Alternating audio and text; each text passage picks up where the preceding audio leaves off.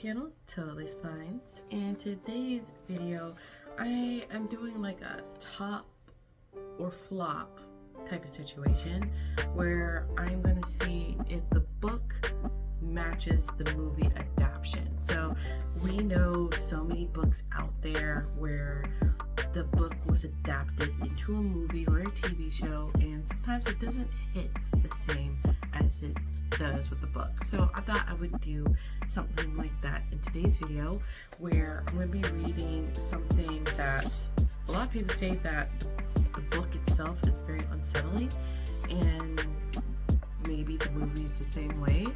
So technically I've seen the commentary on this movie, so I know how it ends, but I wanted to see the comparisons between the two. So the book that I'm going to be reading is I'm Thinking of Ending Things by Anne Reid, and the movie is on Netflix. So I wanted to read the book first, then watch the movie, and then do my comparisons with it.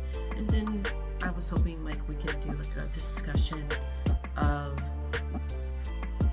the parallels between the two. So yeah, without further ado, let's get into it.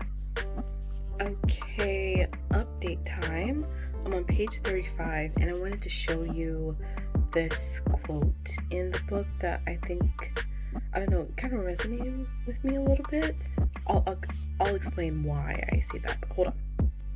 Okay, so this conversation right here where it says, I'm glad we don't know everything.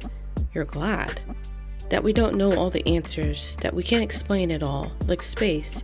Maybe we're not supposed to know all the answers. Questions are good. They're better than answers. If you want to know more about life, how we work, how we progress, it's questions that are important. That's what pushes and stretches our intellect.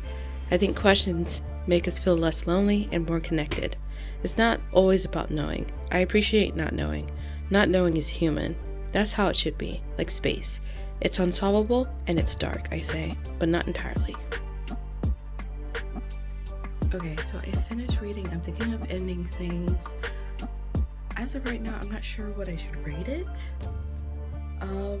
But it took me 2 hours and 45 minutes, 3 hours.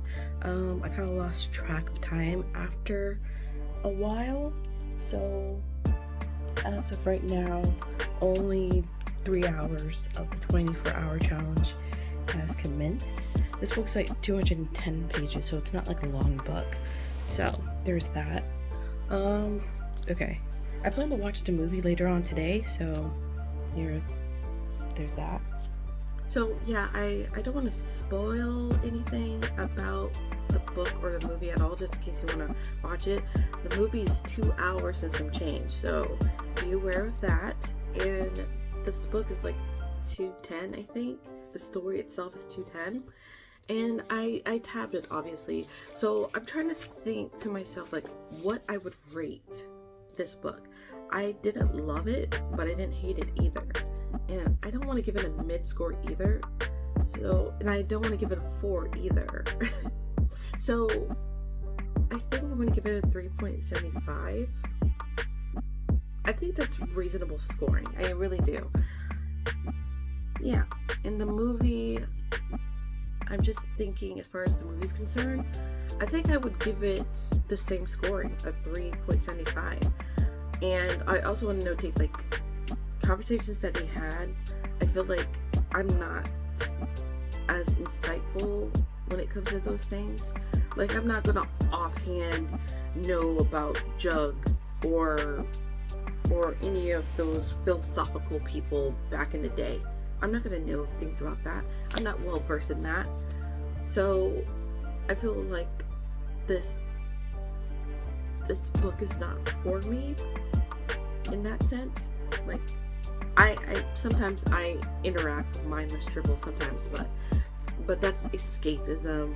And sometimes I read books that are very meaningful, and this book is meaningful to a certain degree when it comes to,